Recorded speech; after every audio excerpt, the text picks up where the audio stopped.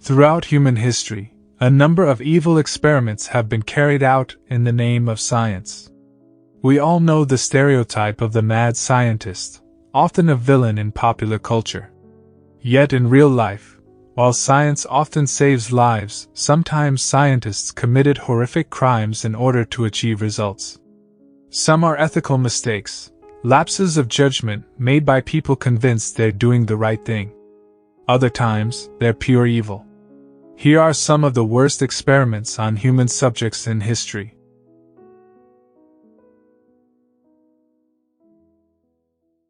The research began with a selection of 22 subjects from a veterans' orphanage in Iowa. None were told the intent of her research, and they believed that they were there to receive speech therapy. Tudor was trying to induce stuttering in healthy children, and to see whether telling stutterers that their speech was fine would produce a change. Included among the 22 subjects were 10 orphans whom teachers and matrons had marked as stutterers before the study began. Although Mary Tudor conducted the study, it wasn't her idea. She was just a grad student, selected to carry out the methods designed by psychologist Wendell Johnson, who himself had a stutter. His life's mission was to find the cause or a cure for stuttering, and it's undeniable that his work changed many lives. This line of thinking led Johnson to formulate his so-called diagnosogenic theory. This was the theory that diagnosing and therefore labeling a child as a stutterer based on a few developmentally normal stammers would make the problem even worse. To test this, he designed an experiment to answer the following 4 questions. Will removing the label stutterer from those who've been labeled as stutters would have any effect on their speech fluency? Will endorsement of the label stutterer previously applied to an individual would have any effect on their speech fluency? Will endorsement of the label normal speaker previously applied to an individual would have any effect on their speech fluency? And 4. Will labeling a person previously regarded as a normal speaker a stutterer would have any effect on their speech fluency? A popular theory at the time held that stuttering was caused by a cerebral imbalance. On the first visit, Tudor tested each child's IQ and identified whether they were left-handed or right-handed. For example, a person born left-handed but was using their right hand, their nerve impulses would misfire. She had them draw on chalkboards and squeeze the bulb of a dynamometer. Most were right-handed, but left-handed children were present in all the groups. The experimental period lasted from January until late May 1939, and the actual intervention consisted of Tudor driving to Davenport from Iowa City every few weeks and talking with each child for about 45 minutes. Tudor and 5 other graduate students who agreed to serve as judges listened to each of the children speak, graded them on a scale from 1 to 5 and concurred with the school's assessment. The group of these children, ranging in age from 5 to 15, were to be told that their speech was horrible, that they were beginning to stutter, and that they must correct this immediately.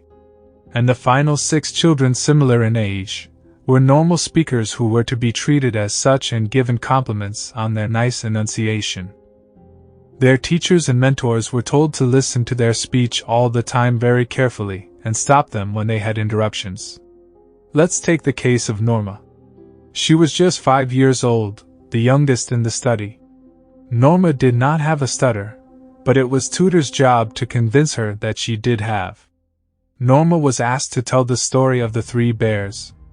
When she accidentally said the same words 3 times, Tudor stopped her and told her that she had a stutter. She did this with every repeated word, and Norma started to gasp and clamp her hand over her mouth each time. The next time they met, Norma almost refused to speak. When forced, she'd say 1 word at a time. When Tudor asked her what she was afraid of, Norma replied that she was afraid she might stutter. At this point, Tudor noted that she reacted to every repetition by stopping and hanging her head.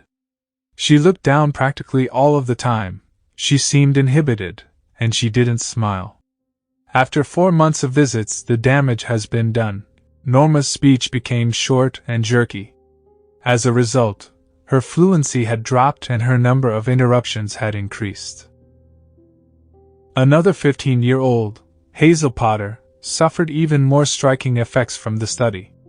Tudor noted that during the experimental period, she developed mannerisms characteristic of some stutterers, such as snapping her fingers to get a word out, and occasionally, she presented the phenomenon of writing the same word 2 or 3 times in her compositions.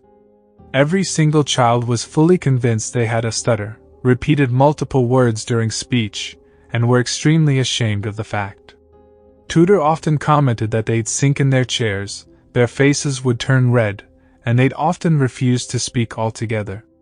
5 out of 6 children increased the number of interruptions in their speech. Their rate of speaking decreased, and so did the length of their responses. More worryingly, all of them underwent behavioral changes. They became very shy, less talkative, embarrassed by their speech, and more self-conscious.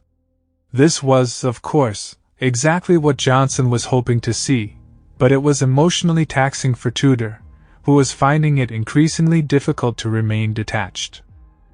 After the experiment ended, she revisited the children 3 times to inform them that their stutters had been cured, and they no longer needed to worry.